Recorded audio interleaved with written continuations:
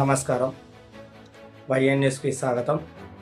ఈరోజు తెలంగాణ బంద్కు నల్లగొండ జిల్లాలో మొబైల్ షాపులన్నీ మద్దతు ఇస్తూ వాళ్ళ మొబైల్ షాపులు బంద్ చేసుకోవడం జరిగింది.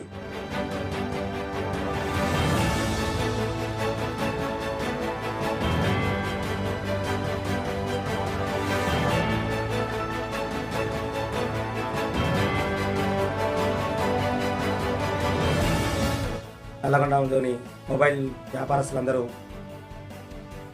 ఈరోజు మాట్లాడడం జరుగుతుంది. కానీ వాళ్ళు తెచ్చే మొత్తం డూప్లికేట్ మాలే, అది అందరికీ తెలుసు, అది ప్రతి ఒక్కరికి తెలుసు. కానీ దాన్ని రేట్ తక్కువ వస్తుందని చెప్పేసి పాయినోడు కానోడు అందరు పోయి ఆయన దగ్గర తీసుకుంటారు. మా పరిస్థితి రూమ్లు కిరాయిలు కట్టలేక, షాప్లో కిరాయిలు కట్టలేక, షాప్లో వర్కర్స్ మెకానిక్లకు కూడా వర్క్ లేకుండా అయిపోతుంది. మెకానిక్ కూడా వాడే ఒక డిస్ప్లే 500 రూపాయలకే డిస్ప్లే వేస్తుంది వాడు. మాకు పడేది 1000 రూపాయలు పడుతుంది, వాడు 500 డిస్ప్లే ఎట్టేస్తాడు. అంతా డూప్లికేట్ మాల్, అది ఎవరు చూస్తలేదు.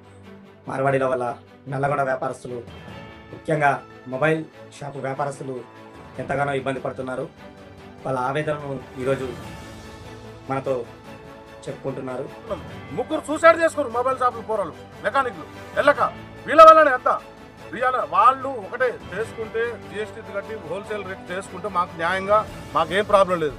కానీ రిటైలర్ షాపులు అట్లనే పెట్టి సర్వీస్ అట్లనే చేస్తే మాత్రం మూకుంబడిగా ఇదే పోలీస్ స్టేషన్ ముందర కుట్రలు పోసుకొని తగలబెడతాం. అది మాత్రం 100% ఇది హెచ్చరిక, ప్రభుత్వానికి హెచ్చరిక. ఇది దీంట్లో ఎలాంటి డౌటే లేదు. మార్వాడి కల్చర్ గో బ్యాక్ అంటూ నినాదం చేయడం కూడా జరిగింది. నల్లగొండ పట్టణంలోని ప్రతి ఒక్కరూ దీన్ని గమనించి లోకల్ వ్యాపారస్తులకు మద్దతు ఇవ్వాలని కోరుకుంటున్నాను.